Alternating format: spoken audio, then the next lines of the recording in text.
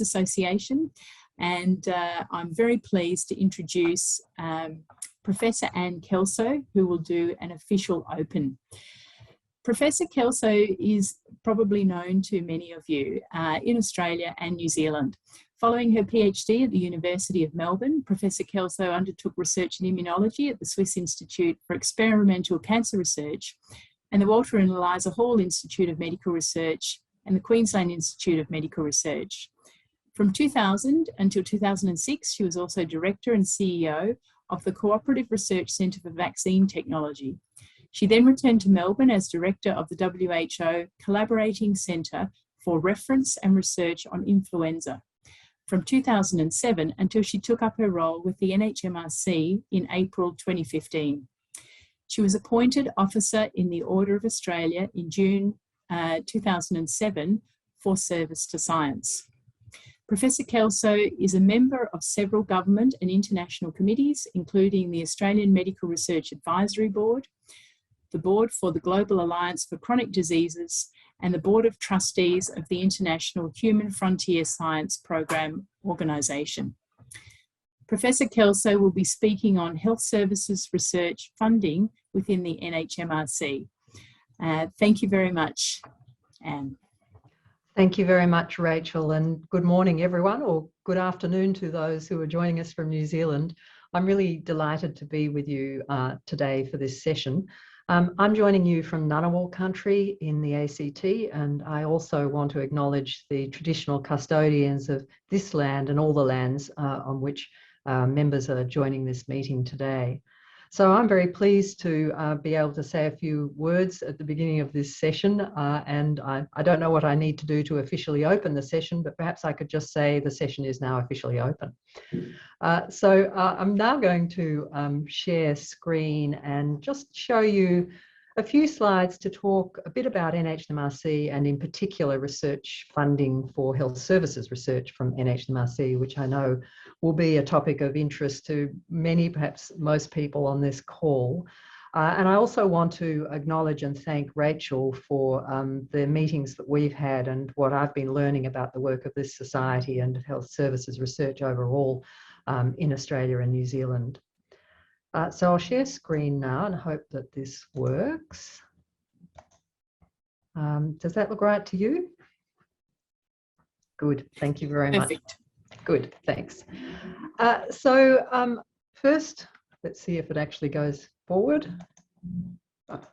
Yes, here we go.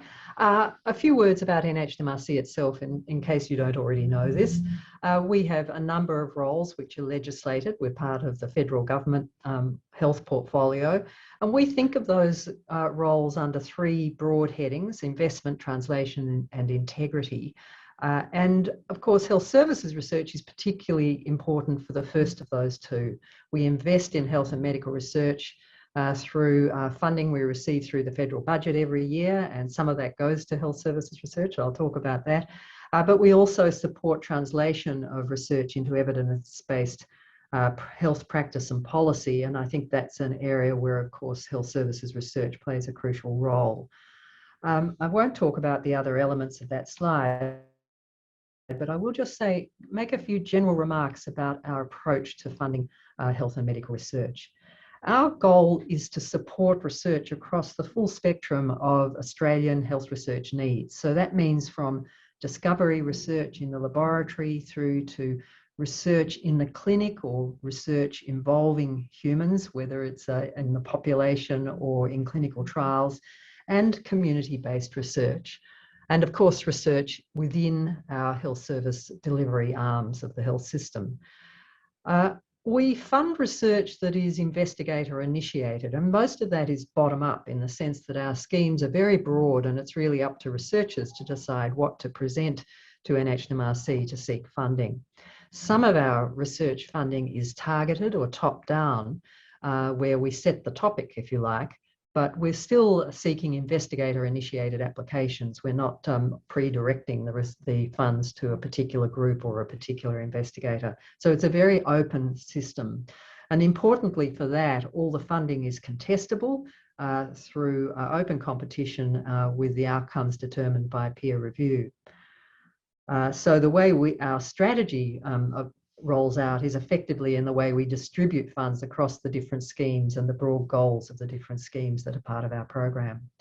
We support both research projects and people, and when we support people, we do that at the level of the individual, at the level of teams, which might be small or large, and also national networks. And we seek to complement the work of the Medical Research Future Fund, and that's an evolving relationship between these two very important national funders, but I think an increasingly resolved and well-described alignment and complementarity between NHMRC and the MRFF. Overall, what we're attempting to do at NHMRC is to build and maintain the foundation of Australian health and medical research capability so that we have that capability both for what we need for the immediate problems of the Australian population, but also for what we can foresee of the future health challenges. And so the overarching goal of everything we do in research funding and in our other activities is to improve human health. So to go specifically to funding for health services research, now this just shows the breakdown for 2020 as a recent year, but it's pretty typical of recent years. And you can see, looking at applications or grants or the total value of grants, health services research is the smallest of the compartments that we ask researchers to identify their research in, whether it's basic science, clinical medicine and science, health services research, or public health or population health research. So health services research is the smallest segment, but it's good to see from this slide that grants and total value are greater than the proportion by application. If you look at our individual schemes, then, and this just shows data for the last two complete years, 2021 is still in progress, but 2019 and 2020 are complete. There's health services research funding across all of the major schemes, but the proportion of that scheme funding that goes to health service research is highly variable. And it's really obvious here from the shaded blocks that there are some schemes where health services research routinely takes a much larger proportion of the funding than other broad research areas in relative terms. So the standout there is partnership projects. This scheme fits very well with health services research, and over many years, including 2021, health services research has received a good proportion and in many years, the largest proportion of partnership project funding. Centres of Research Excellence have a targeted stream for health services research, and so by definition and appropriately receive a significant proportion of funding there. And you can see that in the first round of Synergy grants, 2 of the 10 $5 million projects went to health services research. So this is variable from year to year, but shows the areas of strength where NHMRC schemes fit very well with health services research. And so then just in a final data slide, this shows on the left, since 2015, the number of grants that we've awarded and the total value of those grants on the right-hand axis, and then health services research grants and value in the right-hand figure. So a couple of things to note from this. Overall grant numbers from NHMRC have dropped in the last 3 years, but that's because we've gone to a new grant program which has consolidated a lot of funding, so has deliberately reduced the number of grants, as well as the fact that our budget is stable, but grant sizes are tending to grow as people are requesting larger budgets. And there's a slight rise there in the overall value of grants being awarded, particularly this year, because we have some unspent funds that were carried over from last year when we slowed things down because of the pandemic. But what you can see from the right-hand side, and I think this is really encouraging, is to see overall that, particularly compared with total funding, health services research has been receiving increasing numbers of grants and an increasing proportion of our total expenditure. So I think that shows a direction that I'm sure participants in this call will want to see continue. So just to make a few concluding remarks before we move on to the highlight of this morning session and Don Nutbean's talk. To summarise, health services research receives significantly less funding than the other broad research areas that are funded by NHMRC. But the distribution of that funding varies a lot between schemes, and health services research is most competitive for partnership projects and centres of research excellence where there's a dedicated stream. I think it's good to see that both the number and the total value of health services research grants have been rising over these last years as a proportion of all of our grants. So there will be a few things to watch out for over the next little while that are going to be, I think, relevant to your part of the health research sector. First of all, the Research Translation Centre initiative. This has been going for a few years now, and it's a very important initiative from our point of view in the sense that it's seeking to embed research within healthcare, and this is really where health services research needs and should and can play a critical role. So participate in those centres wherever you can if you aren't already. I think they're an important pathway for the future. NHMRC is developing a research translation strategy, and it's going to be thinking about health services research will be part of the thinking as we develop that strategy. So there'll be more to say about that over the next year or so. And then we place a lot of emphasis on these broad research area definitions, and the data I've just shown you depend on people ticking a box that says that their research application is in the broad research area of health services research. But we don't provide a clear definition of those broad research areas, and we don't have any quality control really or assurance over the data we receive that way. And so I think this is a real impediment to us developing good policy to support health services research through NHMRC when we don't have, we can't really have deep confidence in the data quality. So an important piece of work over the next little while will be to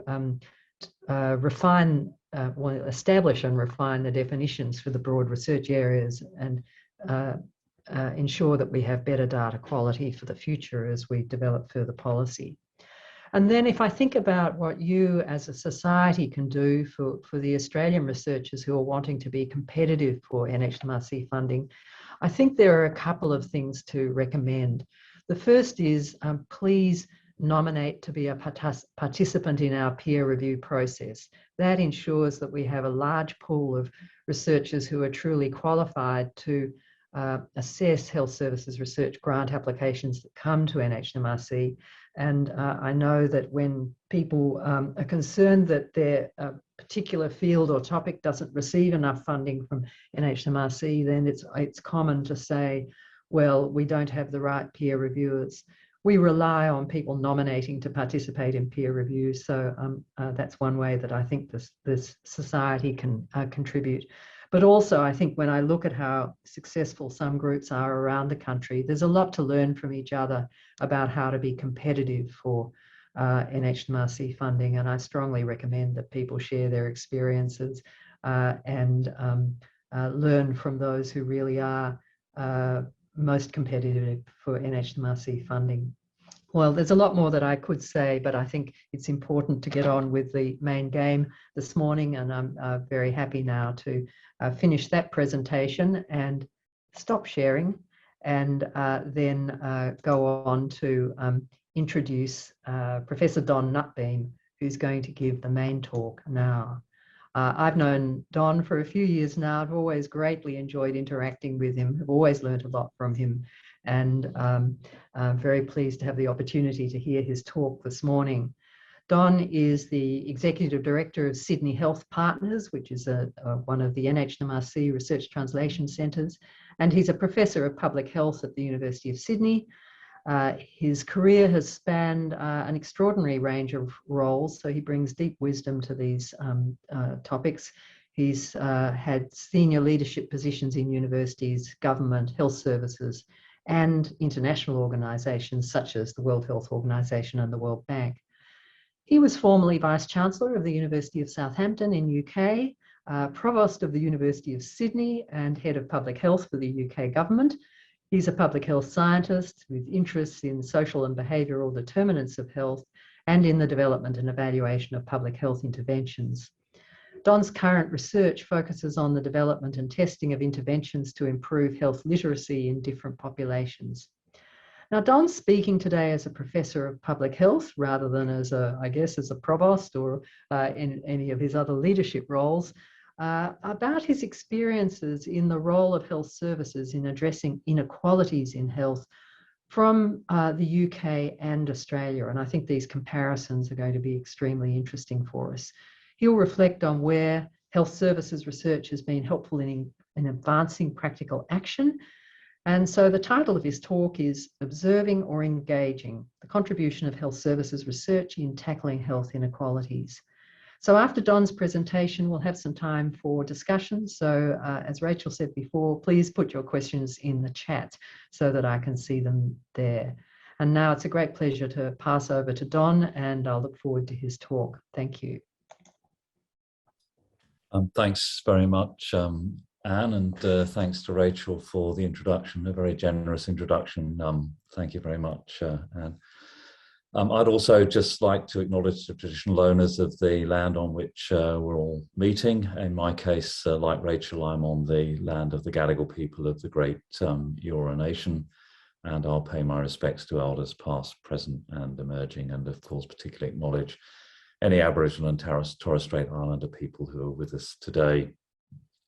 I thought it was very generous of Rachel to invite me to speak to you today. I couldn't, under any circumstances, claim to be a health services researcher, and there is this desperate risk I run that I shall tell you all how to suck eggs. But as Anne has indicated, I've had an odd mix of experiences in my career, one of which was to actually try to develop through government an all-of-government approach to tackling health inequalities in the UK. And I wanted to offer some observations from that experience today, and eventually land it by posing back to you some of the challenges that health services research might help us to address. And to challenge all of you to decide whether you're going to be an observer or someone who's engaged in solving the problems. With luck, I'll be able to share my screen with you. Just bear with me. There we go. So I'm a huge fan of the AIHW website and make great use of it for almost everything that I do. It's incredibly well organized. It provides really outstanding data and helps us all to understand what it is that challenges our health system and how we might be thinking ahead as to what the health system of the future looks like. Like I suspect some others here, I'm on the board of one of our local health districts in New South Wales, and I'm constantly challenged both by the present demands on our healthcare system and on the future shape of that healthcare system. This is an extraordinary resource that can help us think through some of these things. So I've just picked on a really helpful chart describing the major contributors to the burden of disease in Australia. Gives us a decent picture of what are the major causes of ill health in Australia, and how is that profile changing over time. It's a really good thing to look at, but doesn't really tell us too much about inequalities. It gives us a universal picture of the population as a whole. But of course, I'm sure you're all aware that if you dig into these data, you can start to understand what's driving things as opposed to what you can observe up front. And there are a number of different ways in which we can look at what's driving current disease burden and future trends in disease burden. And one way we can look at that is, of course, a very traditional looking at risk. Both behavioural and environmental risk exposures, a classic way for someone like me with a public health background to look at things. And we can start to think about interventions on that basis. And one of the more obvious interventions here, for example, is to try to reduce the use of tobacco in Australia, and actually we've been really rather good at that. The second one there is to try to reduce overweight and obesity, and frankly we've been abysmal at doing that over the past 20 years, but it gives us a way of looking at the problem and a way of designing interventions to tackle the problem. But wait, there's more. Of course, there are other ways of looking at what contributes to the disease burden in Australia. And again, the AHW website provides us with information on how being part of different socioeconomic groups, different core populations, being Aboriginal, seems to be very closely related to disease burden, and again offers us a quite different way of looking at, well, how might we address the problem? And of course, if you look at it from a social and economic perspective, of course, firstly, you see a very significant variation in disease experience in Australia by socioeconomic group, and also a rather complex picture of how you might respond to it. In all of this, of course, I'm sure those of you online will be thinking about, well, where does the health system fit? But bear with me, I really hope I'll get to that in due course. The last way of looking, observing, as I've put it there, the challenge that I want to mention this morning is of course, to look at the impact that health services have directly on health status in Australia. And there's, again, some really good resources that have become more routinely, maybe made more routinely available in Australia in a really outstanding way, I might say, internationally. And there's the Atlas of Healthcare variation that highlights a whole range of different ways in which you can ask the question about what contributes to disease burden. And of course, access to healthcare is a really important driver. Perhaps not as important as some of the other social and economic variables and some of the individual risks I've highlighted, but nonetheless, a significant factor. And I've picked on two issues that I know will be of great interest to many people online: simple access to health services and the variation that exists between and within parts of Australia. So between remote and regional areas and metropolitan areas, and also within metropolitan areas, for example. And there's also significant unwarranted variation in healthcare that can be observed. This seems to indicate that some people are having both unnecessary and, in some cases, potentially harmful tests or treatments, while others are missing out altogether on really important interventions. But again, I have to put it to you that we're still observing here, and there's a lot of research that can be done to refine the way we observe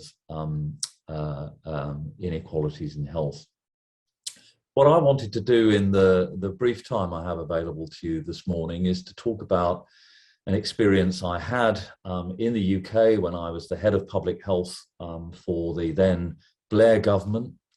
In my case, I was working with a very junior and inexperienced minister, Yvette Cooper, one of the smartest people I've ever worked with, I have to say, as the newly minted Minister for Public Health in the United Kingdom. And I want to see if I can extract from that experience some things that might have relevance to our current circumstances in Australia, and in particular, set an agenda for health services research going forward. So I'll spend a bit of time, I'm going to have to do it very superficially and very fast, talking about an extraordinary program that I was a part of in the UK, focus in particular on the role for the health system in addressing health inequalities in the context of that broader program, explore with you some of the things I wish I'd known at that time and still don't believe we understand enough of in relation to the contribution that the health system can make to addressing inequalities, and then depressingly lament the lack of funding and systemic obstacles that get in the way of getting this work done. The reason I brought up Yvette Cooper early on, apart from the fact that she looks impossibly young for someone to be a minister. She is obviously a bit older now and is actually the Shadow Home Secretary in the UK. I went directly from an academic role as the head of the School of Public Health at the University of Sydney into becoming the head of public health for the UK government. This is going to sound terrible. At around the turn of the century, I did this.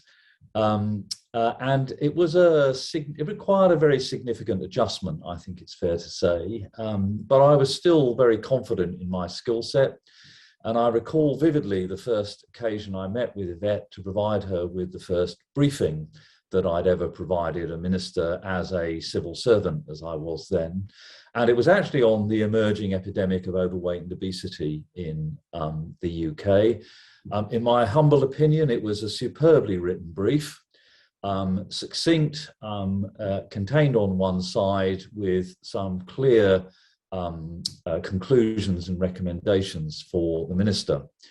And Yvette read this in 30 seconds and said, brilliant exposition of the problem, but you haven't given me a single solution to the problem. So great observing, but actually no solution to my problem. And she then, when I got to know her a bit better, she said, you know, one of the problems I face constantly as someone who's genuinely committed to using the best available evidence to inform our policy making is that I'm constantly coming across excellent research providing a perfect answer to a question that no one had asked. And it's a real challenge if you're on the other side of the fence in getting answers to questions that really matter in policy making and in the direction of health policy in particular. So I'm going to leave those two gems from Yvette, get the problem, but what was the solution, and great research providing an answer to a question I hadn't asked.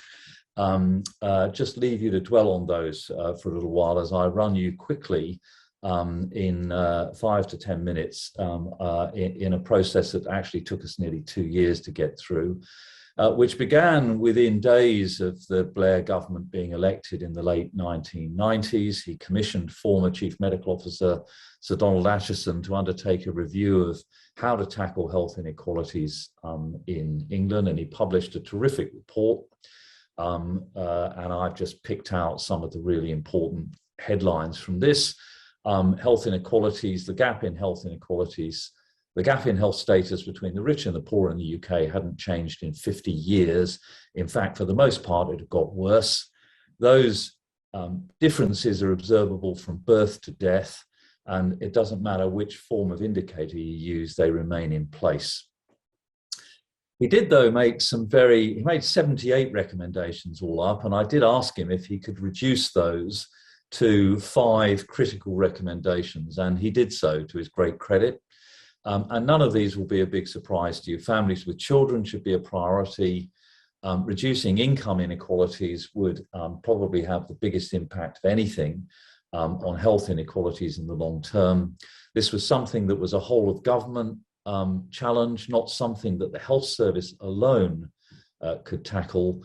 But when we think about the health services, 2 things he really emphasized. Firstly, the major gains will come from the health problems which occur most frequently. I know that makes complete sense when you think about it, but actually what happens when governments look to tackle health inequalities is that they immediately narrow their focus on small-scale issues rather than recognizing that the big gains are to be made in the biggest of the health problems. And the second complementary point is that things that improve health overall, on average, may have no impact on inequity, and in fact, in many cases, may actually exacerbate the problem. So universalism here is necessary, but it's not on its own sufficient to address inequalities in health. Some really profound and important principles that we were working with from the word go. Of all the evidence that I was able to muster to persuade the government to take action on inequalities, it's this slide that actually got people's attention. Nobody actually cared too much about the epidemiology. They'd been hearing it for decades. This was a slide showing the tube line, the Jubilee line, from Westminster to West Ham. And if you took that ride and you went through 9 stops on the way to West Ham, for each stop, you would lose a year of life expectancy. So by the time you got off from the seat of power in Westminster Station, underneath the Houses of Parliament, and you got off at West Ham 9 stops later, average life expectancy reduced by 9 years. And it wasn't hard to understand why. It's one of the poorest London boroughs. More than 50% of the population were born outside of London. Over 30% were non-English speaking as their first language. It was a very powerful slide to get people's attention. Anyway, cut a very long story short, over a 2-year period, I worked across government to develop an all-of-government programme for action. It highlighted 4 principal strategies. One was to try to attack the root causes of inequalities in health and to give primacy to prevention. Secondly, it wasn't about inventing new programs, but rather the focus was very much on working through the mainstream of society and government. And this meant that the NHS, the National Health Service in the UK, had a fundamental role to play. Thirdly, there were some deep-seated and highly specific problems that needed targeted intervention. And finally, that this would not be a single one-size-fits-all approach to tackling health inequalities, but something that would vary locality to locality in a way that sought to engage with communities. Those were the underlying strategies. There were 4 key themes. So it was a bit of a matrix as a strategy. Firstly, following the advice of the Atchison report, a very strong focus on families with children and addressing poverty among families with children in particular. Secondly, this concept of working with the grain, working with existing government programs through economic renewal and social exclusion strategies were paramount in this regard. Thirdly, this focus on addressing the underlying determinants of health. This required a whole of government approach. And then finally, preventing health and providing effective treatment and care in ways that actively addressed inequities rather than simply pursuing a path of universalism. And this focused attention particularly on access and management of the social gradient in modifiable disease risks in primary care and on health services quality and access across the country. Any of you who have ever been a civil servant will know how proud I am of this single slide here. Forget the content.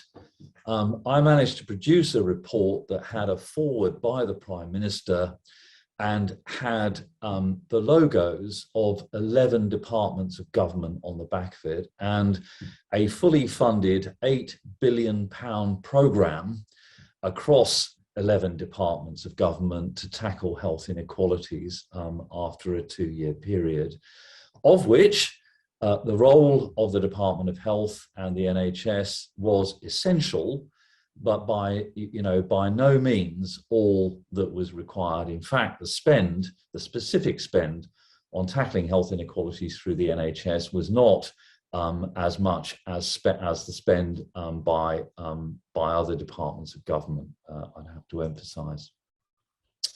So just to wrap up what we learned from all of this and what might have some implications for the way we think about health services research to tackle health inequalities in Australia. This work identified 3 key roles for the NHS in tackling health inequalities: a critical role in primary care, particularly for supporting preventive interventions, and also in primary care by ensuring that we connected through primary care patients in the NHS who needed services and access to services that weren't part of the NHS, becoming a point of connection so that people actually got the support they needed at the time they needed it. Secondly, it was a time of significant investment in the NHS. And one of the things we became extremely conscious of was that investing in more of the same would only result in continuation of inequalities. And so, although the phrasing wasn't used at that time, this idea of proportional universalism, investing where it was needed most to address inequalities rather than fairly sharing resources across the NHS, became a really important driver within the NHS. I'm going to come on to the implications for what we didn't know at that time. And then finally, an important role for the NHS in contributing along with other public services in local economic regeneration activities, bearing in mind the importance of economic regeneration, employment and education to improving inequalities in health. In terms of the critical drivers of the thinking behind this work, trying to get a better balance between prevention and treatment, and still are. Service provision has to be much more systematically matched to health needs. Honestly, first 50 years of the National Health Service, the profile of investment in health services barely shifted from the state that the health system was in 1948 when the NHS was created. It's extraordinary to imagine that, but the pattern of investment was basically the same as it had historically been for more than 50 years. There had to be some more direct intervention to shift that investment to where it was most needed to address inequalities. There were a range of much more targeted, locally based interventions that accounted for social, cultural, language, and other ethnic needs in the population. And then finally, this notion that our goal overall in the NHS was to improve health overall, but to improve the health of the poorest fastest. A really challenging principle, I'd have to put it to you. Did it work? Don't have time to get into the evaluations, but I would draw your attention to this paper, which for me is probably one of the best efforts to capture what had been learned independently, by the way. This is nothing to do with government, by a group of independent researchers, including Margaret Whitehead, who might be known to some of you, published in 2017 after this program had run for about 8 or 9 years up until the global financial crisis. Long and the short of it is that they think they identified clear evidence to show the strategy for the first time in our health history in the UK actually led to a decline in geographical inequalities and life expectancy, reversing, as it says here, a previously increasing trend. Sadly, since the strategy ended, inequalities have started to increase again, and that remains the case in the UK. And it says there's much to be learned from approaching health inequalities in an integrated approach across government that others can learn from. So to finish off, what did I feel we learned from all of this? First thing to say is that there's no sense in us imagining that if we're serious about addressing health inequalities in our populations in Australia, that it's something that the health system can do alone. It's necessary for the health system to provide leadership, but it cannot, we cannot honestly expect to address health inequalities without a whole of government response to the problem. Second thing to say is, I was overwhelmed with the amount of research and information available to me that in ever more sophisticated and refined way helped us to describe our problem of health inequalities in the UK. And I'd have to observe, we are in the same situation in Australia, where we have honestly endless descriptions of the problem of inequalities in health between different population groups, and far too little research which actually directly investigates solutions to that problem. I've got 5 suggested health services research priorities that if the research had been available at the time I was working on this, it would have been a godsend, I'd have to say. Firstly, this challenge of exposing and understanding better the ways in which overall improvements in health frequently mask increases in inequities. So in the UK, it's true, and it's true in Australia. We pat ourselves on the back because we see increasing life expectancy, and we fail to observe that we seem to be achieving that overall increase in life expectancy, and at the same time are observing increases in inequities in health. Understanding that issue and understanding its meaning for our health services, for me, is fundamentally important. And the converse of that, exploring the concept of proportionate universalism and how it can be applied in practical ways to the way in which we fund our health services, for me, is a fundamental challenge. It's the actual solution.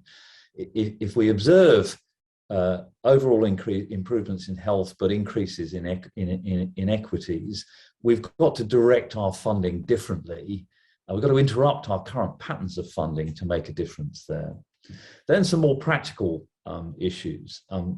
Firstly, developing and testing funding and organisational interventions that address some of our best known variations in healthcare in regions and populations with highest disease burden and poorest access. Fourthly, and this is something I can't emphasise enough, it starts right back to the Atchison Review. He said that if you focus attention on the worst off 3 or 5 or 10% in the population, you will not address inequalities in health. It's only by addressing those factors that have an impact on the poorest 35 to 40% in the population that you really get the momentum and changes in the mainstream services that make a difference to inequalities in health. So what approaches make a difference, not perhaps to the worst off in our society, where we can do targeted work, highly concentrated work, but what makes a difference to the next 30%?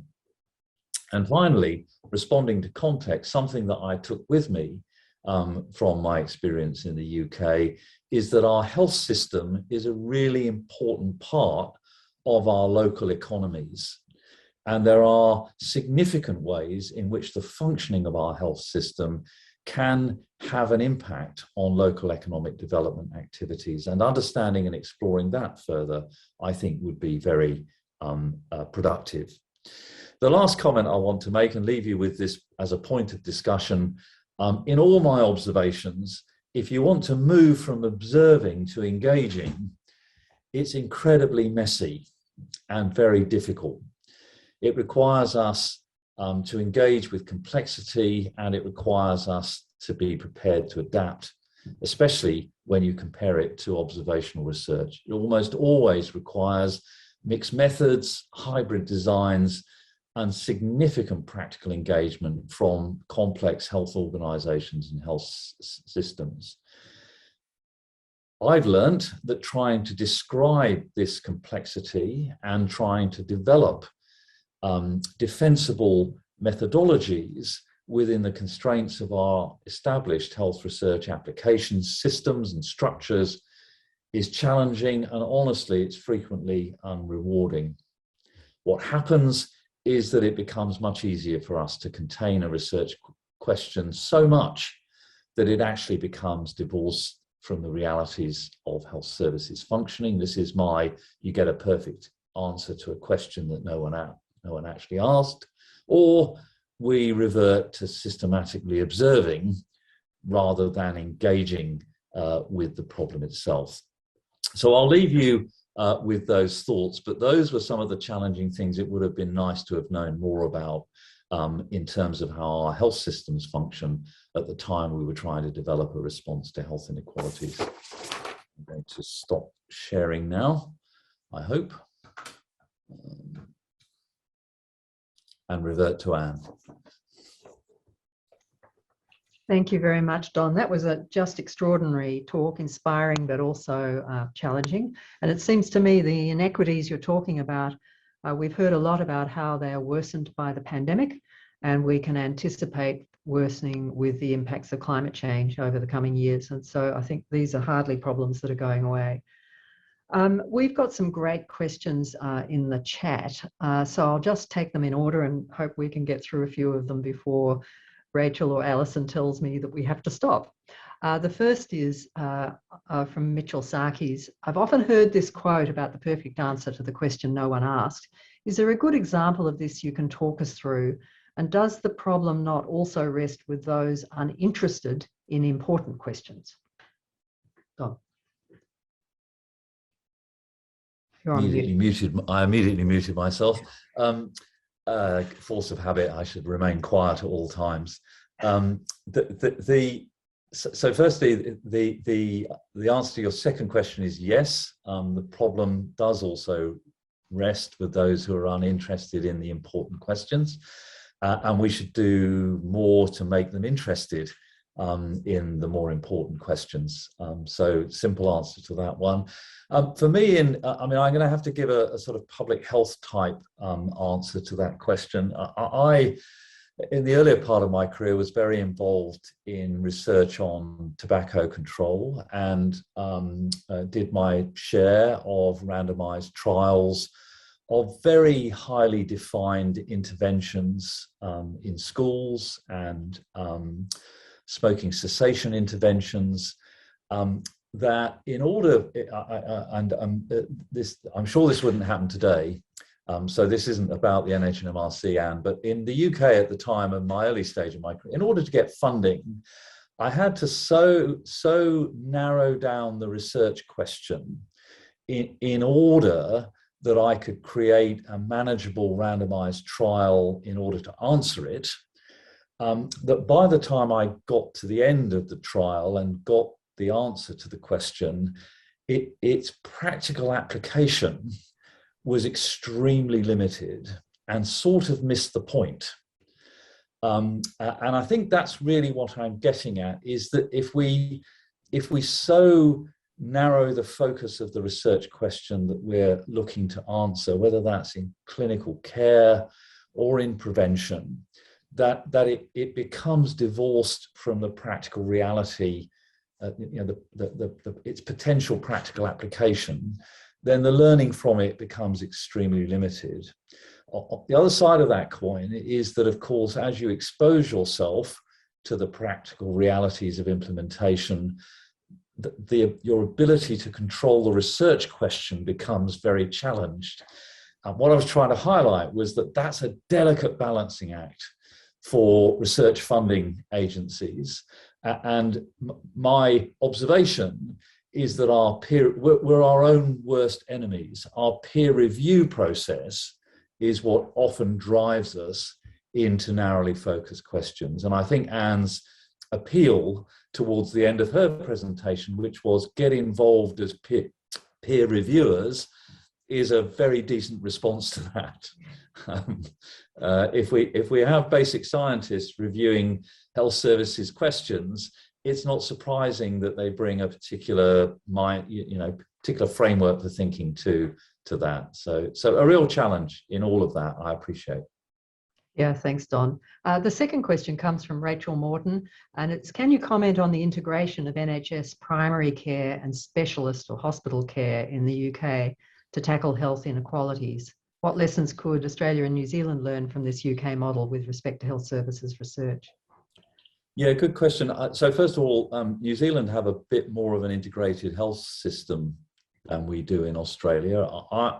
Honestly, we are criminally constrained by our incessantly divided healthcare system in Australia. So one of the things, it's very hard to get integrated care. I'd have to say, I mentioned I'm on the board of a local health district, the Western Sydney Local Health District, which works as closely as is possible with its local primary care network, and with great support and at some cost from the state ministry to try to deliver much more joined up integrated care. And it's a fantastic experiment. that we're trying to evaluate properly. But it's against all odds, because structurally, our health system, such that it is in Australia, is so badly designed to achieve that level of integration. And one can only hope, and I do hope, that the kind of dialogue that I know is taking place nationally about future funding of our health services leads us more down the route of supporting integrated care than it does at the moment. But for me, that is the way forward, and honestly, the only way that we'll ever create a sustainable healthcare system in Australia. I suppose if I think across to what I know a little less about the system in New Zealand, but I do know that the opportunity for integrated care is much greater, and we've been learning a lot from some of the good examples of integrated care in New Zealand in the work that we're doing in Western Sydney. Thanks very much, Don. Now let me just find this. We've got time, I think, with one more question, I think, Anne. Yes. Yeah, exactly. One more question from Megan Campbell. If there are concerns that the current policies are reversing the impact of previous policies, is there anything in particular? Because we're out of time, just a quick one, I think. Thanks, Don. Sure.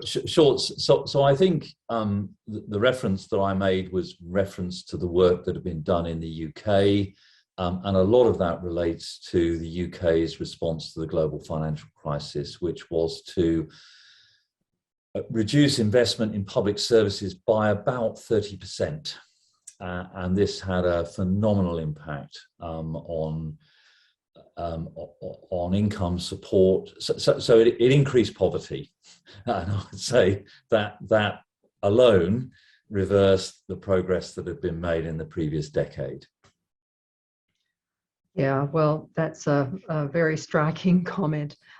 Don, you've given us a great deal to think about, superb talks, superb discussion. So thank you again. And it's now my job to hand back to Alison, I believe. Thank you. Thank you. Wonderful. Thank you so much, Don. That was really fascinating, and to you as well, Anne, for your time this morning and your presentation. It's been a really great morning session. So we've now got about 45 minutes for lunch. So we'll be coming back here, same Zoom link this afternoon. It'll be 12:45 p.m. Sydney time, which I think is about 9:45 a.m. for those who are joining us from Perth, and 2:45 for the 9:45 for those people joining us from New Zealand, and 2:45 from WA. So maybe go outside, have a stretch, grab something to eat, and we'll really look forward to coming back for the afternoon session. Now, there's also a lunchtime session happening for those who are interested. Our Health Services Research Association of Australia and New Zealand mentoring program is currently open for applications for next year. So if you're interested in either being a mentor or a mentee, then come along to the lunchtime session. It's going to start in 10 minutes, so you've still got time to go and quickly grab something to eat and have a bit of a stretch. And I think Tilly or Sarah is going to put the link for that, which is happening in a separate Zoom room in the chat, so you can just click on that. There'll be a quick panel discussion with some previous mentors and mentees from the program, and we'll also be launching the 2022 program. So if anyone has any questions, feel free to put them in the chat, but otherwise we'll see you back here in about 40-45 minutes.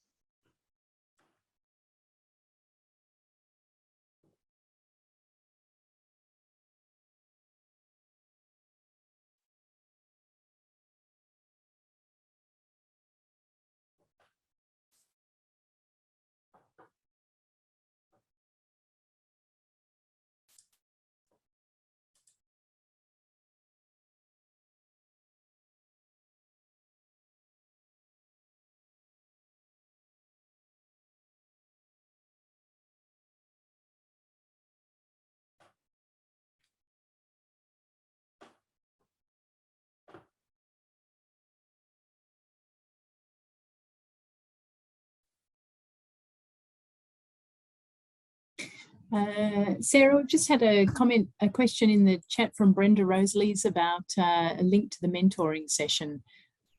Thank you. Yeah, it's in there. I just a couple of chats above hers. I've just attached the perfect. She has it. The link there and the password. Let me know if you have a problem with that. And it might be worthwhile setting up the breakout room, Sarah, that we mentioned earlier. I think people will be hanging on in this room and then just rejoining their laptops when we resume. Yeah, this is just Marsha, Somi, if you're online, and Rachel. I'm just going to create a breakout room and just for us to join and just test. Thank you. Your slides, etc.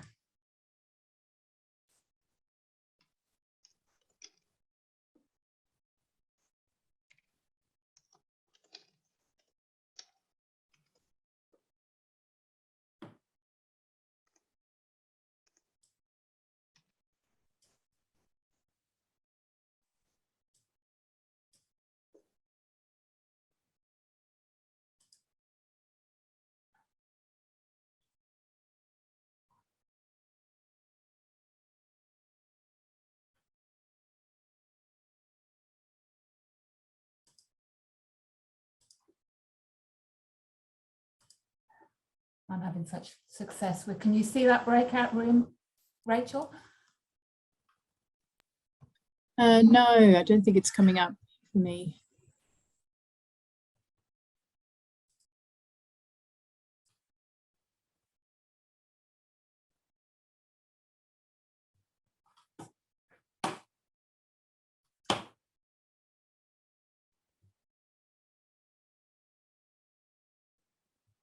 Are you online, Marsha? Would you like to switch on your microphone and video just briefly?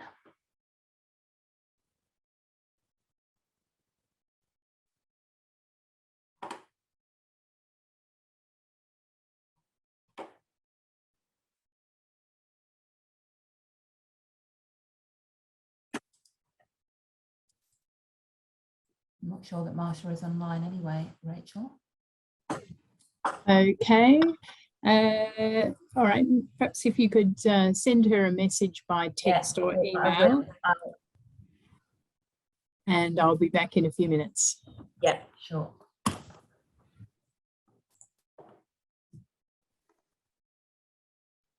Sarah, I'm just going to pop and grab some water and then I'll join the mentoring session. Yeah, thanks. See you. Okay, see you.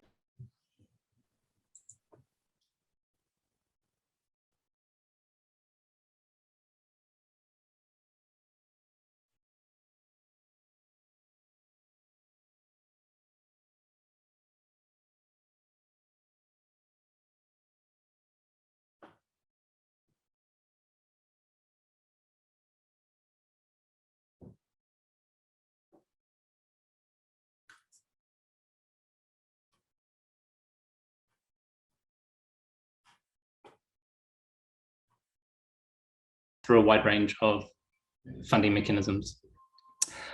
Before I begin, I'd just like to briefly acknowledge conference organisers, particularly Alison Pearce, Sarah Green and Rachel Morton for their support in having HSC involved and for putting together such an engaging program. So I will now attempt to hopefully smoothly share my screen.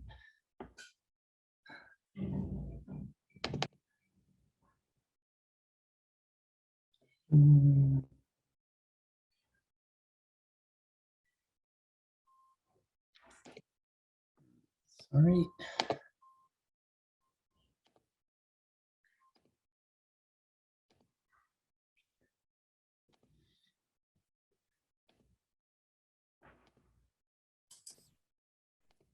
That was all good. Could you see that? Yeah, just share your screen and then I think if you click on slideshow,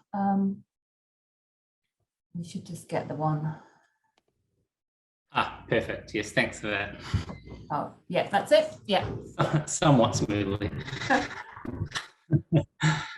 Cool. So a brief presentation to give, which will talk a bit about what HRC is doing regarding equity in our processes. So just a brief overview of the presentation to start with. I'll start by talking about what contributing to supporting equity means for the HRC and give some brief examples of what this looks like at a funding round and process level. So what does equity mean for the HRC? So in Aotearoa, New Zealand, health equity is becoming an increasing focus of legislation, government health research policy and health system reform. And as a government agency, our plans to champion equity must centre the rights guaranteed to Māori in Te Tiriti o Waitangi, or in English for Treaty of Waitangi, this being Aotearoa, New Zealand's founding document. So we recognise that advancing health equity requires a particular focus on Māori health. The link between social equity, Te Tiriti justice and health is well documented and advocated for in Aotearoa. For example, both the recent Y2575 Health Services and Outcomes Inquiry and the Health and Disability System Review provide evidence of the health system generating and perpetuating inequitable health outcomes for Māori. And so as funders of health research, the HSC has a real opportunity to make a significant contribution to health equity through the health research we fund and the research workforce we support. And as an organisation, we acknowledge we are on a journey to being a good Te Tiriti partner in embedding equity in all that we do. And while there's a lot more for us to continue to do, as an organisation, we have taken some positive steps in the right direction, and I'll talk about some of these briefly now. So how are we prioritising equity in our work? First of all, I note the HSC Act puts us in a relatively unique position as a Crown agency in Aotearoa in having a statutory Māori Health Committee that provides advice and strategic direction with regards to Māori health. And the Māori Health Committee has had a key role in driving and developing the HSC's response to improving health equity, including the following points on the slide, which I will now talk about over the next couple of slides. So the HSC now has Māori Health Advancement Policy guiding our research investment. And as part of the implementation of this policy, we developed Māori Health Advancement Guidelines to support applicants in responding to this aspect in their applications. And in responding to Māori Health Advancement, applicants are asked two key questions. One, how will the outcomes of the research contribute to Māori health advancement? And two, what activities have already been undertaken relative to their work and what will be undertaken during the course of the project? Māori health advancement is assessed specific to the context of the research being undertaken, whether it be public health, clinical or biomedical as examples. We are progressively implementing Māori health advancement across all our investment with the intent that all research funded by the HRC is assessed on potential to advance Māori health. And we are continuing to seek feedback to improve the process in future rounds. And I note so far we have had some feedback from our committees about the positive impact that they have seen Māori health advancement having in shifting response from the research community. I've highlighted here just a couple of recent targeted HRC funding rounds that had a strong focus on equity. Firstly, the COVID-19 equity round, which had a total funding pool of around 8.3 million and included ring-fence funding for research that was Māori-led and that led to equitable health outcomes for Māori. And secondly, the Equitable Cancer Outcomes round, which was a three-way partnership between the HRC, the Cancer Control Agency and the Ministry of Health with a funding pool of around 6.5 million.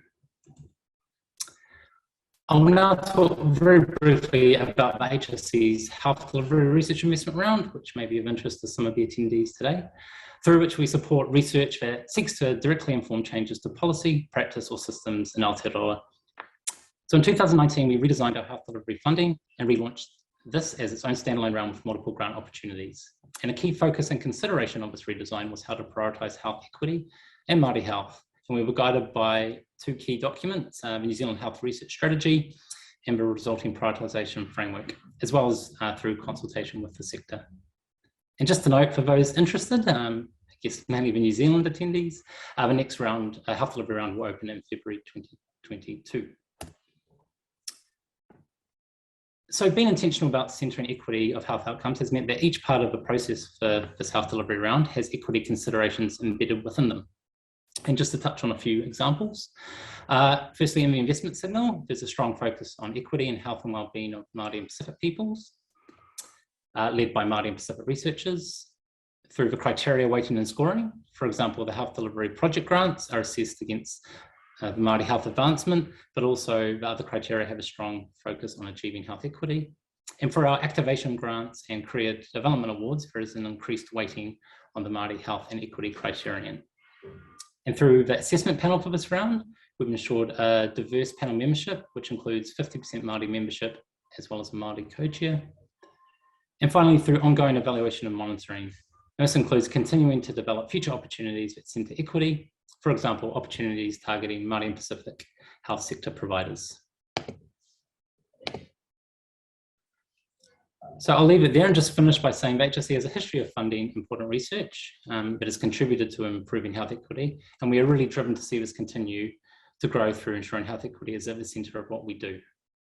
Kia ora, and thank you. And thanks very much, Luke. Would you like to introduce our second keynote speaker? Absolutely. Just to check, I've stopped screen sharing, I hope. Yes, you have. Yes, excellent. Great. So it's a great pleasure for me to introduce this session's plenary speaker and someone who is a champion of health equity through the research she undertakes, and that's Dr. Amohia Bolton. So the HSE has a history of supporting Amohia's work, starting with an initial HSE Māori Health Training Fellowship awarded to Amohia in the early 2000s, right through to a $5 million research program grant awarded early this year, which Amohia will talk about shortly. Amohia is the Director of Koe Research Services, which is an iwi-owned and mandated health research centre in Whanganui, New Zealand. She is an adjunct professor at both the Health Services Research Centre, Victoria University of Wellington, and in the Faculty of Health and Environmental Sciences at Auckland University of Technology, and she's also a technician to the National Iwi Chairs Forum. Amohia is a kaupapa Māori health services researcher with some 20 years experience and having undertaken her PhD after a brief career as a public servant, working in the fields of education and Māori development. And as a result of that policy experience, Amohia has an enduring interest in the relationships between and contribution of government policy to improving wellbeing outcomes for Māori, and much of her research work focuses on this intersection. And most recently, Amohia contributed to an independent report examining the interface between science and particularly Indigenous knowledge and policy making at the national level, which called for greater support for Māori knowledge, Māori leadership and Māori decision-making in the New Zealand science system, themes which are echoed in the HSE program grant that Amohia and the Whakaue team were awarded earlier this year. And Amohia's program grant is titled Kia Puawai Ake Ngā Uri Whakatupu, Flourishing Future Generations. And just before I hand over to Amohia to talk about this program, just a reminder there'll be a short Q&A session after Amohia's talk, so please enter any questions you may have in the Zoom chat. I'll keep an eye on this and we'll be able to ask Amohia some of these at the end. So kia ora, Amohia, over to you.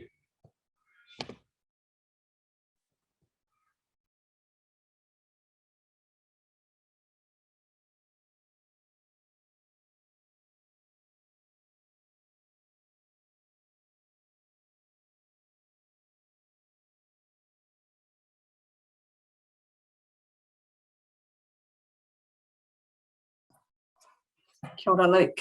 Hopefully I'm screen sharing my slides. Yep, looks really good, Amohia. Ka pai, thank you. Anei, toku waiata. Taku tūranga tonu au e noho ana. Ia tau. I waenga awa ko ka whatau, ki te ngatu awa ki rangi tike. Mai te pātu wata ko te kaupota, ko haukaha. Mai te kainga wai ko te awa hai, ko tautahi. Ko ngā tūpuna moko puna o ngā tihau iti. Nui tonu rā. Ko ngā uri e whai ora nei te maumaharatanga. Ko ngā pau o na mata. Rere tonu atu rā ki te pāpapa kainga o te iwi. Ko tara, e ka rangaranga na mai, te tupuna e moe mai rā. Ko tā pui, ko te moe moe a o te honga noho noho i te ai o tanga. Kia pua wai ake ngā uri whakatupu. Tēnā koutou ku whakarauka mai i tēnei ata, ki te whakarongo ki tēnei kōrero. Mātua he mihi atu ki ngā tangata whenua o ia wāhi, o ia wāhi, o ia whenua, o ia whenua. Nei rā te mihi mahana ki a koutou, mō koutou manaaki mō ngā puna mātauranga hoki. Ko waiau, he uri ahau no tauranga moana, ki te tau o tōku māma, me taranaki maunga ki te tau o tōku pāpā, ko amohebo no tōku ingoa. So, good afternoon and welcome to this presentation. A little bit different from Don's, but there's lots that Don said which really resonated with me, which I hope I can bring forward in this presentation. So really excited to talk to you about our program grant, and thank you for the opportunity. Before I start, I wanted to thank the Health Services Research Association of Australia and New Zealand for this end of year event. Most of us who have been in the association for a long time really look forward to our biennial conference, and so I'm really pleased that we've got something in this year that was meant to be our conference year. So thank you to Rachel Morton, to Alison Pearce, and to Sarah, who's always working really hard in the background. Yeah, thank you for this opportunity. I thought I would start with this little set of pictures. For those of you who don't know anything about whakaua research, and there's probably many of you who don't. As Luke said, we are an independent research centre that is wholly owned by the iwi of Ngāti Hauiti. So we sit outside the academic tertiary institutions. We're completely independent, owned and mandated by the iwi of Ngāti Hauiti.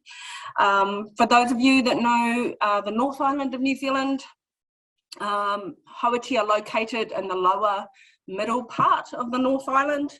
It's a very small iwi, only some 3,000 people, and they have a very strong history of acknowledging the need for Western and Māori knowledge working together for the health and well-being of the people.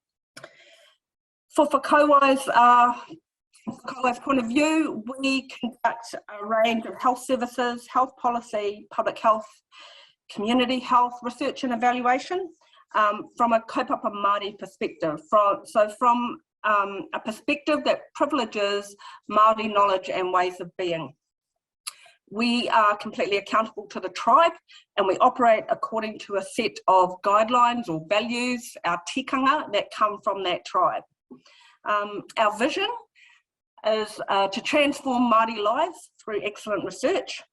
We are wholly self-funded, so we really, really value the Health Research Council and the opportunities that it affords us.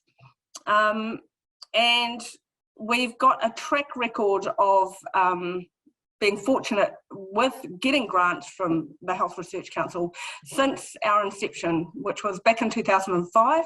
We were founded by Dr. Heather Gifford, herself a tobacco control researcher, and I'm pretty sure I remember Don's name from some of the tobacco control work that I had to read back then. Many of you will probably know Heather. We have a team of approximately, well, as of today, 9 people. Heather has finally initiated her retirement and has exited from our centre, although she is subcontracting into this program. So we have 9 researchers, 9 staff members, 5 of whom are researchers, and we've got an admin team of 3 headed by our business manager, and we have a new person, a recent appointment, who's our design lead, who kind of sits between the two and is himself doing his PhD. And that's kind of important for what I'm going to talk about later. So this, and the remaining time that I've got, is what I'm going to cover. I'll talk about our program grant, why this program grant, why now, the conceptual framework and some of the foundational principles for that program grant, the structure of it, and talk a little bit about this idea of translation, uptake and impact. An approach that we've been developing over a number of years, and which through the program grant we really hope to make steady gains with. Let me see. Okay. The impetus for this grant were many and varied. So as Luke said, we got the grant in July of this year. We are now officially 1 month into the grant because we delayed the start of it until the 1st of November. So we've been going for exactly one of our 16 months. You'll know, the health researchers amongst you, you'll know that, you know, something like a program grant is a long time in the making. So when I think about what was going on when we were drafting this grant, it was about March to June of 2020. So we were right in the middle of our first COVID lockdown. If I cast my mind back to that time at a national level, as Luke has also alluded to, we had the National Health and Disability System Review was underway, and they had released their final report in March of 2020. One of the things that that review acknowledged was that there is a need to reform the health system to better address health inequities, and in doing so, we have to do so in a way which provides for a greater role by Māori as treaty partners. Possibly less well known by many was the fact that there was also, throughout 2019, an urgent contemporary claim to the Waitangi Tribunal, the so-called Health Services and Outcomes Kaupapa Inquiry. That was a claim brought against the Crown regarding the legislative and policy framework for the primary healthcare sector. So effectively, the claimants were arguing at the tribunal that the existing frameworks for primary healthcare had failed to achieve Māori health equity, and that framework was not fit for purpose. Also at that time, as I've alluded to, we were right in the middle of COVID-19, and I guess from our perspective as a research centre that is owned by iwi, by a tribe that is deeply ingrained within our community, what we saw occurring for us was this rapid mobilisation on the part of our Māori health providers to support and care for our whānau during that lockdown.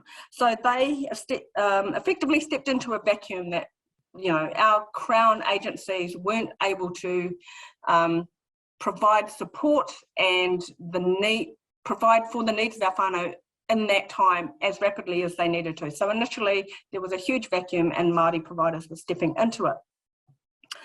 At that time too, and again, Don spoke about this need, if we're going to address health inequities, to think beyond and to be beyond the health system, that we need an intersectoral, collaborative, integrated approach across government departments and sectors.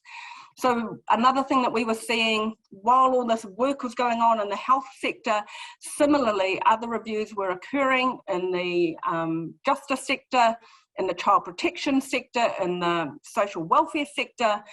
And through all of those reviews, a common thread, a common theme was that Māori were demanding greater voice and greater partnership and a role at decision-making tables and greater leadership really on the part of Māori. So that was kind of what was happening in our national, the national context.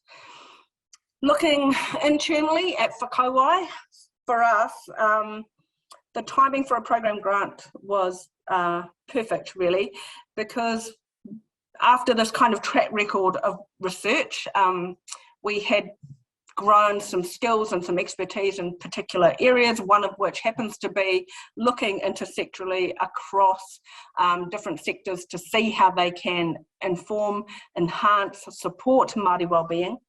We knew that the time was right for us to pull those threads together in some cohesive manner in something like a program of research.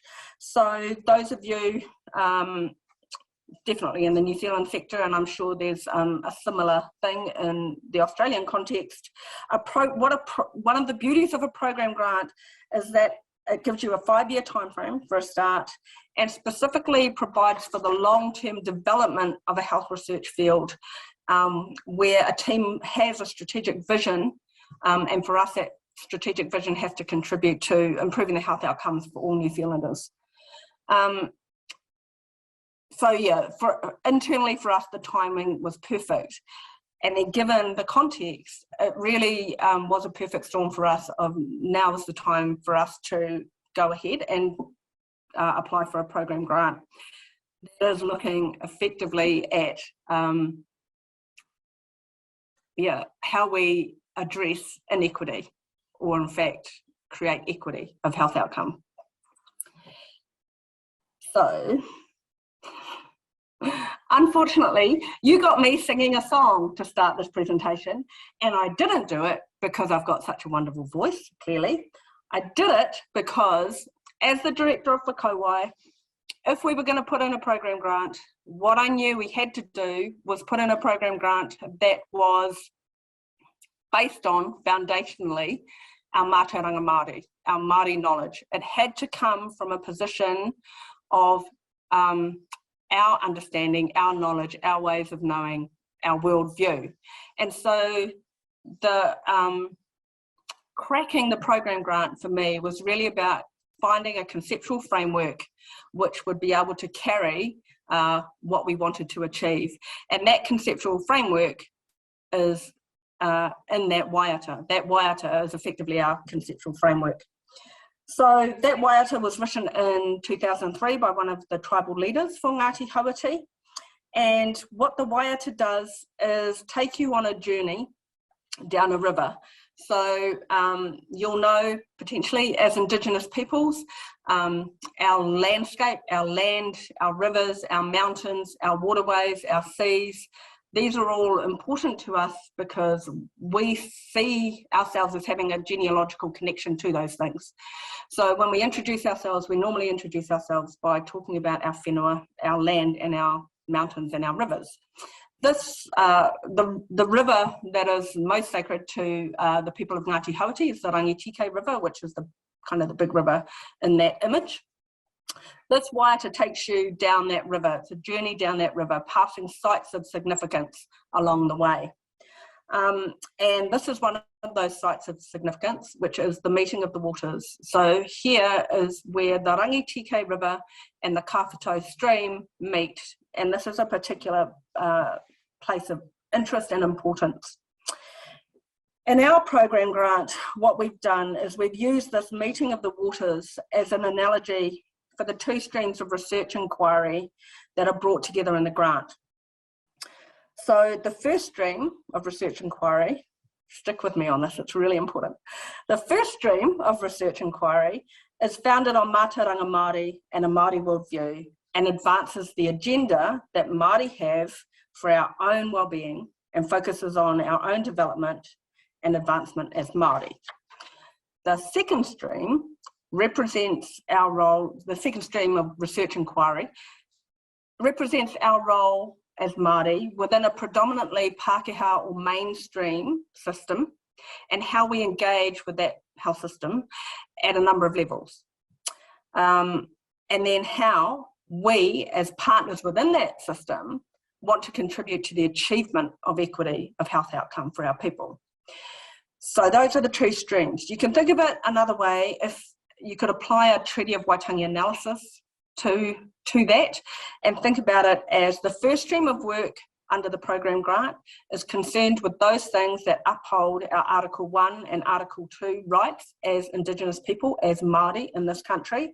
So research questions that might not be of any interest to anyone else but are of critical interest to us flourishing as Māori. The second part is of our program grant is concerned with our Article 3 rights. So those rights that must be upheld are those rights that we can expect as citizens of a country under Te Tiriti o Waitangi. So that we should expect health outcomes that are at least equal to any other citizen within this country. Then the final thing, obviously, through that waiata, is that right at the end, there is the final line is kia pua wai ake ngā uri whakatupu, which talks about the knowledge that that Hauiti have, that there is ancient knowledge, that there is contemporary knowledge, and that the tupuna, the ancestors, the thing that they seek the most is that in the future, the people of Hauiti, Māoridom, will flourish into the future. So that's how we get our title, Kia pua wai ake ngā uri whakatupu, the flourishing of future generations. So once we had that conceptual framework, it was, relatively easy to then slot the work that we wanted to do within that framework. And I've touched on some of these things as I've talked, but there are a number of underlying principles which form the foundation for that program grant. And I would say that the grant is different to most other, and Luke could correct me if I'm wrong, most other program grants that might come out of particularly university or mainstream settings. So one of the things that we contend is that equity of Māori health outcomes is essential for the wider social and economic well-being and advancement of the country.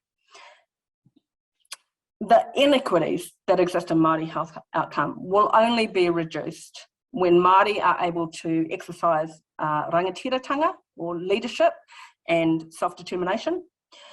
It will only occur when Māori exercise power, control, and autonomy over their own health and of that and the health and well-being of the collectives in which they exist. That Māori must develop and lead their own solutions, and that the Crown must work with us in an authentic partnership model to achieve those outcomes or those objectives. So as kaupapa Māori researchers, we see the solutions to our health and well-being lying within our hands, not in the hands of the Crown as our treaty partner, nor in the mainstream health system as it's currently configured, which is pretty much what both the Health and Disability System Review and the Waitangi Tribunal Health Hauora report concluded as well. The catch, of course, is then how do we improve the health system to better meet the needs and aspirations of Māori, whānau, hapu and iwi. So what new insights and evidence are critical to create the conditions necessary for a shift in the system, in the health system? A shift where the actions that we want are resourced appropriately and are targeted effectively to achieve equity of health outcome, and which then will help realise our aspirations that we flourish as Māori. And so that's the challenge we've set ourselves with the program grant. It was interesting listening to John talk about who asked the questions, where do the questions come from. So for us, the questions come from our people. They come from Māori, and not just the overarching program question, but the questions that run each of the projects within the program. So I'll talk about that. The other thing I wanted to touch on too was that idea that universalism will not work, and I just wanted to reiterate that clearly for us, universalism hasn't worked. Both the Hauora report and the Health and Disability System Review acknowledge that, and so we need to do something different. So the overarching question for us is what knowledge is required to shift system responses to enable better health outcomes for Māori? And I wanted to point out that when we talk about systems, yes, we are talking about the health system as probably the, the primary system that we think about. But we also have a view that whānau, so Māori families, operate in a number of different systems. So the whānau itself is a system. The sub-tribe is a system. The collective that is the tribe, the iwi, is a system. So that means that there are a number of systems within which whānau are operating, one of which is the health system.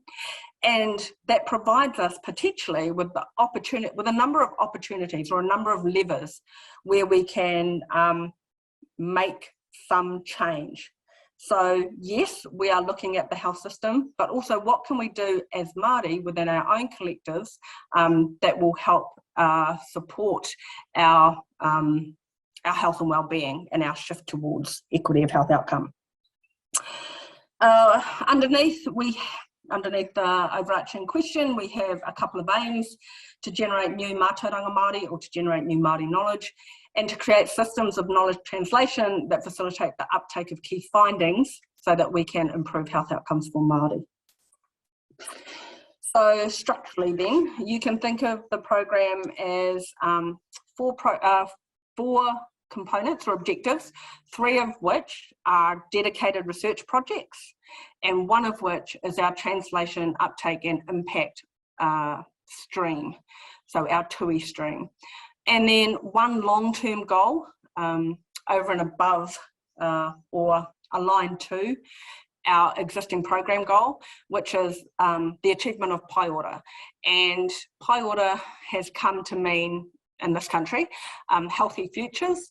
It is the overarching goal of our health strategy for Māori, and it is about to be forever enshrined in our psyche, because it is the name that has been adopted for the legislation for the reforms that are currently underway.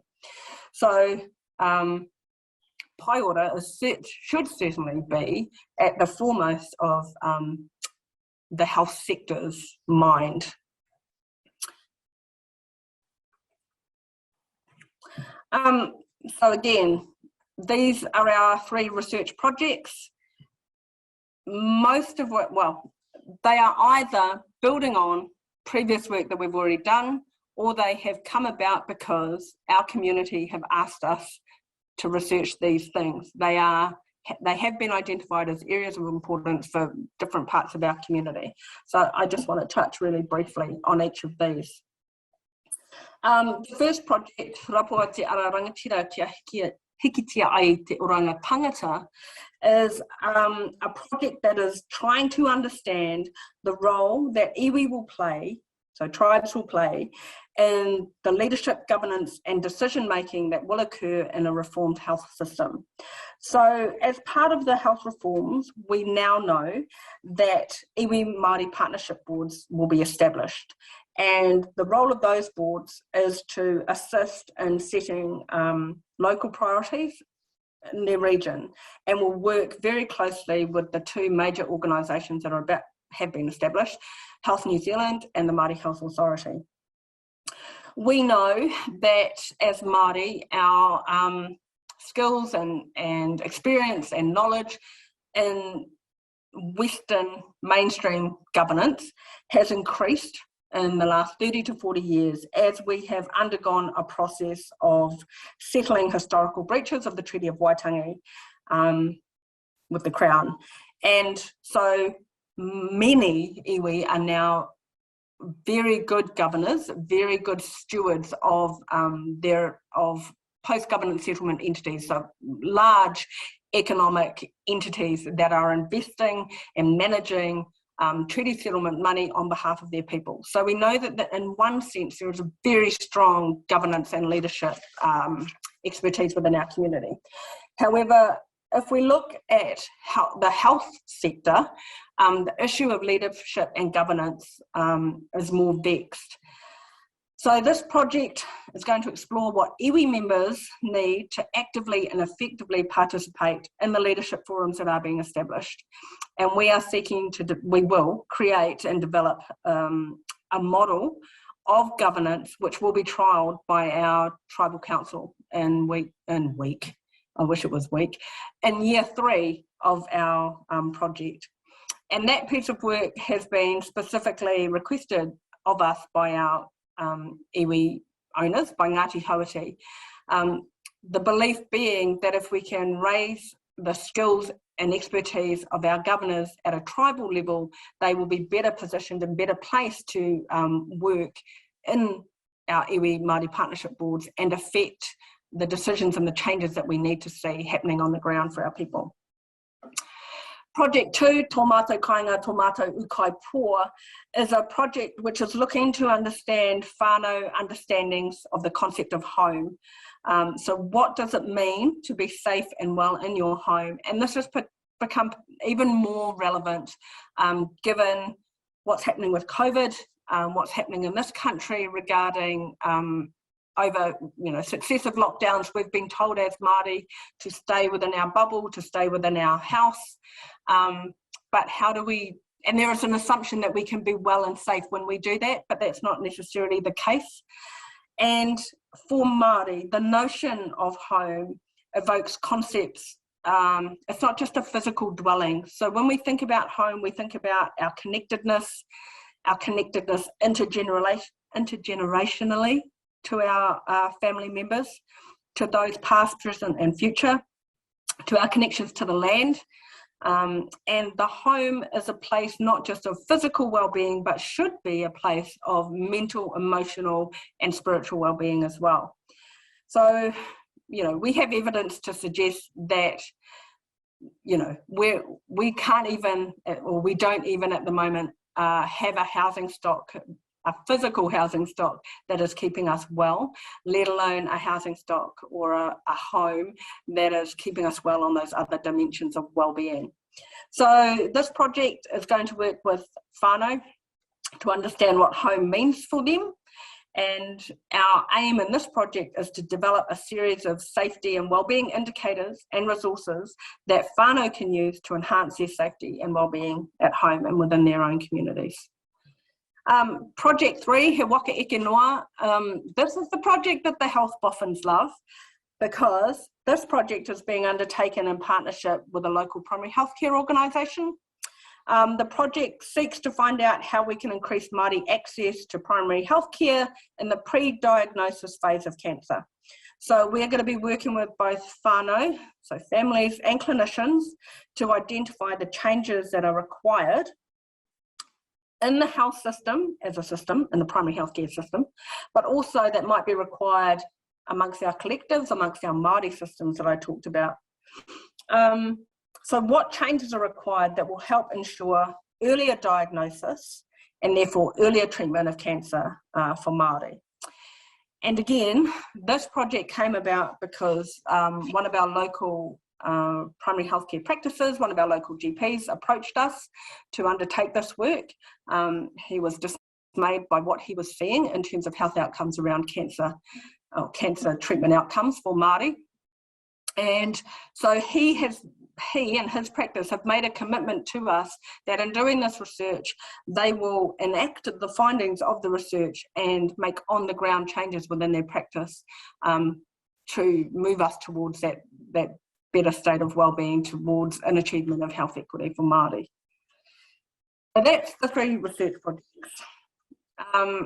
Now, I am very aware that there is an infographic competition, but anyway, here are our infographics designed by our young design lead, who we just love because, trust me, our researchers can't do this sort of stuff.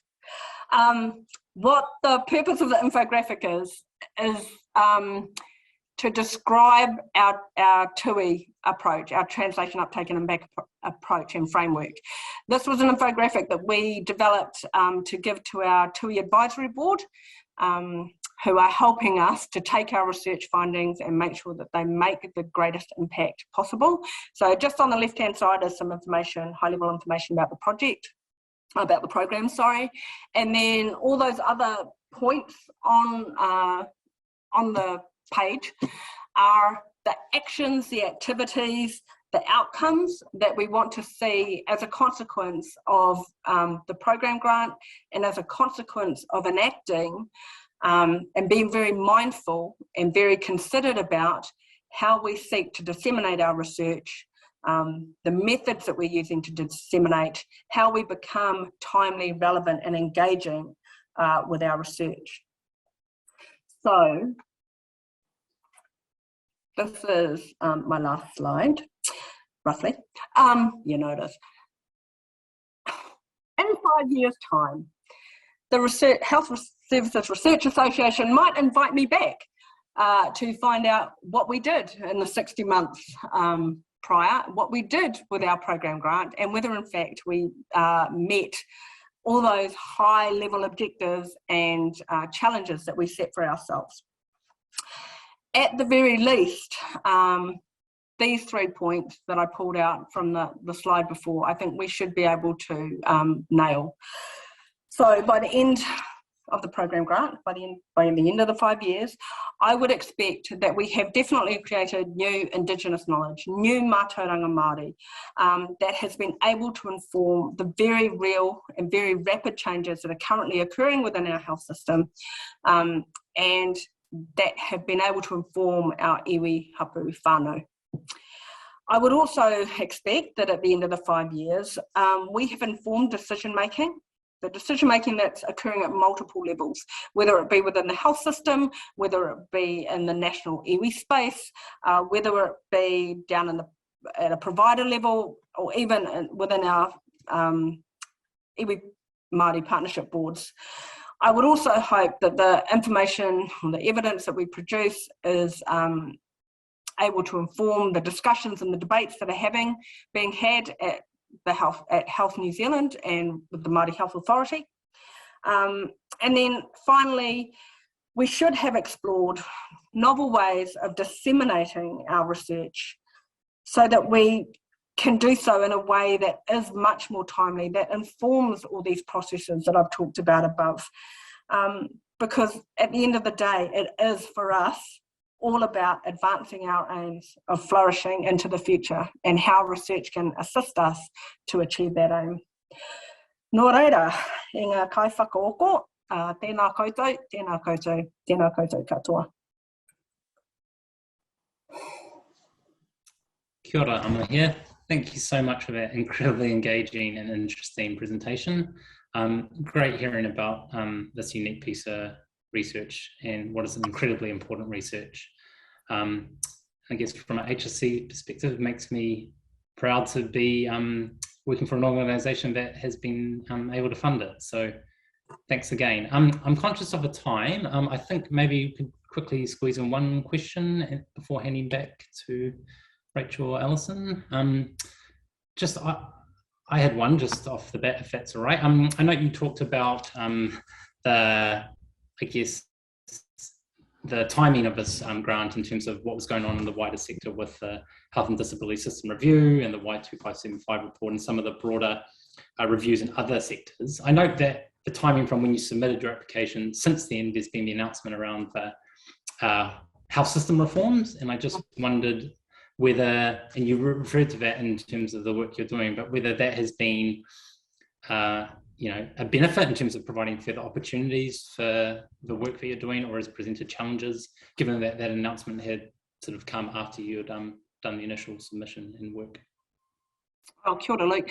No, it definitely provides opportunities. I think, so one of the things about the program grant process is that you undertake an interview as part of that.